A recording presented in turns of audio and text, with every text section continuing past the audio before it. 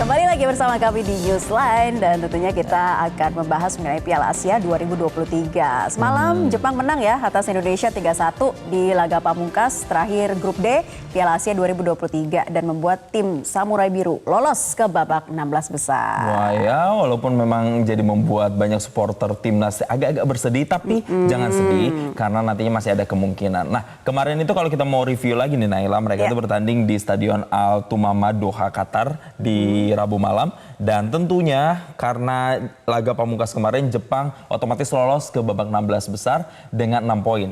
Tentu ini menjadi runner up di bawahnya Irak yang memperoleh 9 poin. Iya, nah hasil nasib dari timnas Indonesia masih abu-abu karena tertahan di peringkat 3 dengan 3 poin. Jepang di posisi runner up dengan 6 poin di bawah Irak yang mencatat angka 9 di fase grup. Jadi Indonesia harus menunggu nasibnya. Ya. Jadi bukan benar-benar mati ya peluang ke 16 masih ada walaupun tipis, kita menunggu keajaiban dari salah satu peringkat 3 terbaik. Betul. Gitu. Ini akhirnya skema jalur peringkat 3 terbaik di laga Oman versus Kirgistan nanti kita akan sama-sama saksikan. Nah, peluang Indonesia untuk masuk ke 16 besar yang belum tertutup setelah kalah dari Jepang. Tentunya kekalahan dari timnas Jepang ini dari timnas Indonesia bergantung pada hasil pertandingan nanti di grup E dan grup F. Jadi kesimpulannya kita masih akan melihat hasil pertandingan dari grup E dan F ini seperti apa. Apakah kemudian nanti bisa lolos atau tidak dari hasil 2 pertandingan tersebut ya. Nah, sementara di Piala Asia 2023 itu sendiri ada 4 tiket nih ke babak 16 besar untuk 4 peringkat 3 terbaik. 2-nya sudah diamankan oleh Palestina dan Suriah. Tinggal 2 tiket lagi nih tersisa diperebutkan Indonesia, Bahrain dan Oman.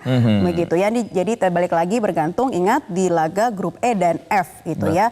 Jadi bisa dibilang memang peluang Indonesia ke babak 16 besar ya tipis dan butuh keajaiban sih. Tapi bukan tidak mungkin loh. Bukan tidak mungkin. Tapi bagaimana sih sebenarnya analisanya? Analisanya begini nih Naila. Jika timnas Indonesia masih bisa lolos, ini jika Yordania itu menang atau meraih kemenangan atas Bahrain karena bakal yang unggul selisih gol. Sedangkan kalau duel Kirgistan versus Oman ini diharapkan tanpa pemenang alias seri, atau kemungkinan yang kedua adalah Oman takluk dari Kirgistan. Kalau misalnya Oman ini menang, maka poinnya menjadi 4 dan membuat Indonesia berharap dari laga Bahrain. Indonesia sendiri kan berharap Bahrain ini dikalahkan Yordania karena Bahrain ini kini masih unggul dalam selisih gol dari Indonesia. Jadi kita berharap Bahrain dikalahkan oleh Yordania. Nah, sebenarnya kita butuh pengamat sepak bola ya di sini untuk melihat peluang-peluang kemungkinan atau segala keajaiban yang terjadi gitu. Gimana kalau Anda sebagai supporter sepak bola tanah air melihatnya, masih mungkin nggak sih kita dengan peluang yang sangat tipis ini menunggu kekalahan dari tim-tim mana saja yang nanti juga kita masih bisa mengandalkan ya salah satu dari peringkat 3 ini. Celah itu gimana dong? Ayo tanggapi di sini komentar biar kita bisa bacakan sama-sama, kita sharing nantinya seperti apa ya peluang untuk timnas Indonesia di Piala Asia ini. Yes, kalau di TikTok sih banyak ya yang mengharapkan Indonesia nantinya bisa masuk. Nah, berbicara soal masuk ke babak berikutnya, kita akan review sedikit nih Naila. Tercatat sudah ada 14 tim negara yang memastikan diri ini lolos ke babak 16 besar Piala Asia 2023. Kita sebutkan satu-satu deh. Ada Qatar, ada Tajikistan, Australia, Uzbekistan, Suriah, Iran, Uni Emirat Arab, Palestina, ada Irak juga, Arab Saudi, Jepang, Yordania, Korea Selatan dan juga Thailand. Wow, jadi sejak awal Indonesia kan kebobolan oleh penalti Ayas Weda yang kita lihat review kemarin. Ini menjadi bintang kemenangan gitu ya dengan 2 gol yang dicetak di laga kontra Indonesia. Eksekusi penalti Ayas Weda ini membuka keunggulan Jepang ketika laga baru berjalan 6 menit. Oh, baru 6 menit aja memang sudah langsung ini ya penalti ya. Langsung ngegas ya Jepangnya. Nah, penalti ini diberikan wasit. Kenapa Naila? Karena menyusul adanya pelanggaran dari kapten tim yaitu Jordi Amat kepada Ueda. Nah, kemudian skor 1-0 ini bertahan ternyata sampai dengan laga pertama usai.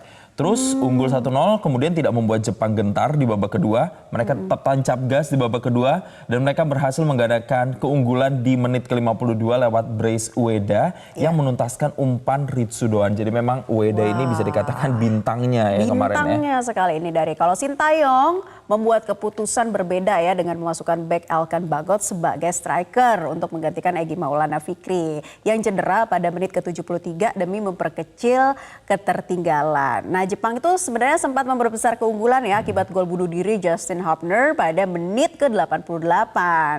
Dan Indonesia hanya mampu membalas 1 gol Sandy Walsh saat injury time dan memperkecil kekalahan timnas menjadi 3-1 deh akhirnya.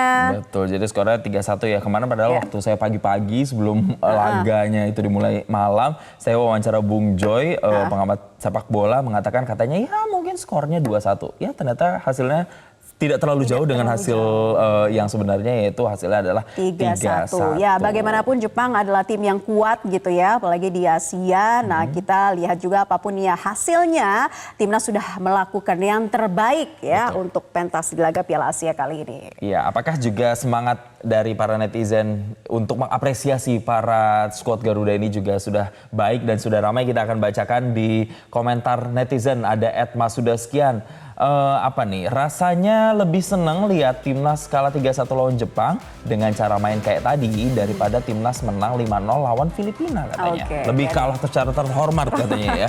Dari Ibra XXX, senang nih lihat timnas main bareng Minamino sama Endo. Walaupun kalah 3-1 tapi bangga banget ya kalau lawan tim yang langganan World Cup gitu ya. Semoga masih beruntung lolos ke 16 besar. Amin. Amin. Kemudian ada @donskian, baru kali ini dukung timnas, yakin lawan Jepang aja udah poin lebih buat progres timnas Indonesia katanya. Setuju. Dari Mohan XXS, nggak apa-apa kalah, masa depan timnas kita cerah kok. Wah, optimisme sekali nih. Iya, ada juga Tokyo Doskian, WP timnas, apa tuh maksudnya WP timnas tuh ya? Nah itu dia ya tanggapan ragam komentar dari warganet. Kita juga sudah memblast polling ya dengan pertanyaan, menanti hasil laga tim lain, bagaimana nih peluang timnas untuk lolos ke babak 16 besar Piala Asia 2023? Iya, katanya berat mengandalkan hasil laga tim lain, itu 32%, jadi masih banyak yang pesimis juga ya. Tinggi ternyata. Kemudian yang kedua berat dengan selisih gol minus 17%. Minus 3 ya. Minus 3. Kemudian ada juga peluang lolos masih terbuka. Wah, ini tinggi juga, 51%. 51% ternyata masih lebih banyak yang optimis dibanding yang pesimis. Betul. Nah memang ya kalau kita melihat recap ke belakang, Indonesia sama Jepang ini kan terakhir ketemu di tahun 89 di Piala Asia. Dan dari rangkaian pertemuan Indonesia versus Jepang ini 5 kali Indonesia kalah, 8 kali Jepang menang dan 2 kali seri ya. Jadi di atas kertas juga catatannya sudah berbicara bahwa Jepang adalah tim yang kuat. Betul, ranking 17 FIFA kan? 17 FIFA. Nah kita lihat komen-komen ini dari Instagram nih ya Jason. Sudah banyak yang komentar. Di antara dari aku bacain ya. Aulia Akbar menunggu Bahrain kalah besar. Kemudian dari Aulia Akbar dan Oman juga kalah atau seri imbang. Kita doakan aja timnas masuk dari Aswan Jaya. Betul, ini juga ada komen yang agak-agak intim juga nih. Ada Manis L, buat timnas semangat doaku, doaku selalu bersamamu, semoga lolos, amin katanya.